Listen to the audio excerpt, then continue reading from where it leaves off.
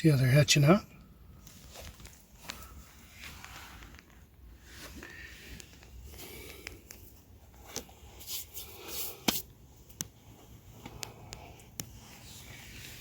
So when all this brood in here hatches out, they're going to accept that queen.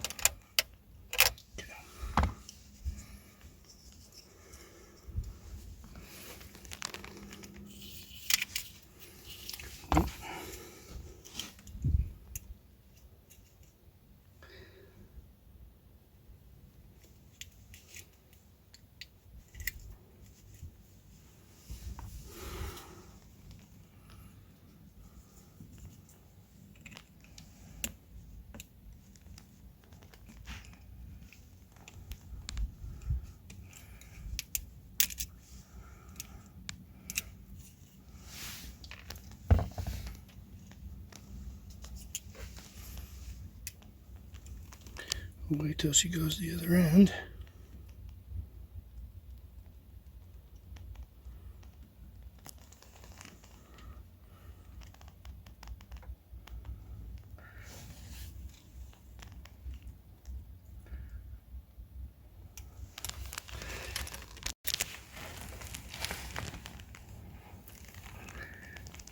She's in there, right?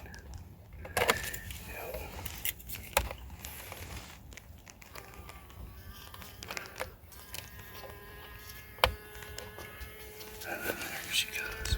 Make sure we put this way down. Yep. There she is. Here, I'll pull her out in the sun. Put the gloves on. Okay. So what you do. Okay. So I put a new queen in here. This is a queen induction cage. What's going to happen is she's going to sit in here for a while. She's going to lay eggs. All the brood in here is going to hatch and they'll accept her right away. And there's some food over here for her to eat. So now we're going to go put her in a cage and we're going to leave her in there for a week.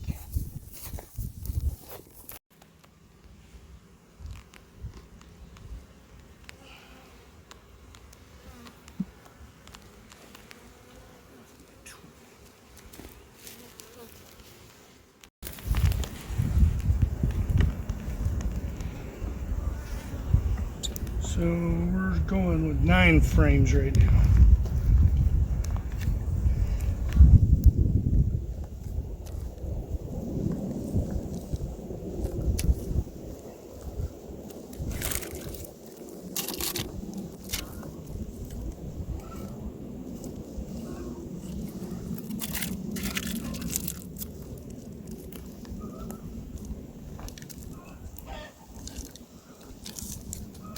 See how they're all right here?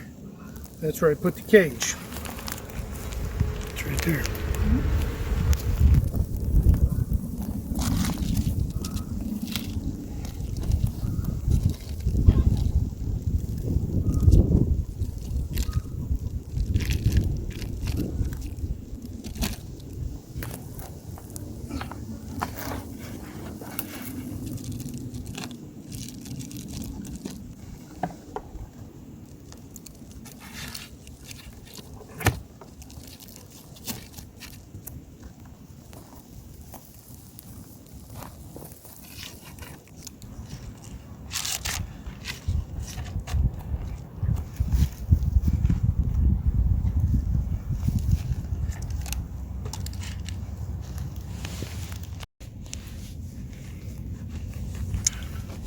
Okay, so today, because I had overwintered and when I came out of winter, one of my hives was missing a queen.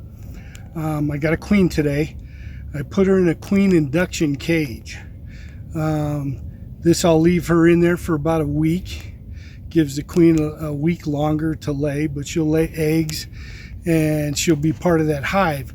She has a much greater acceptance rate installing her with a queen induction cage than she does just putting her in and letting the candy get eaten away. So with that, she'll be in there for a week. they have fresh pollen patties, they have fresh syrup, and they should be ready to go. And in a week, she will have laid eggs in that area anyway. That was the purpose of having some food within that cage, some empty cells within that cage, then having some just hatching brood coming out. When that brood hatches out inside that cage, they don't know anything about a queen, so they're going to accept her right away. And it's just going to be a lot better acceptance. So with that, these guys should be starting off like gangbusters, because you saw they're pretty full. So with that, don't forget to like, comment, and subscribe. And we'll see you in the apiary.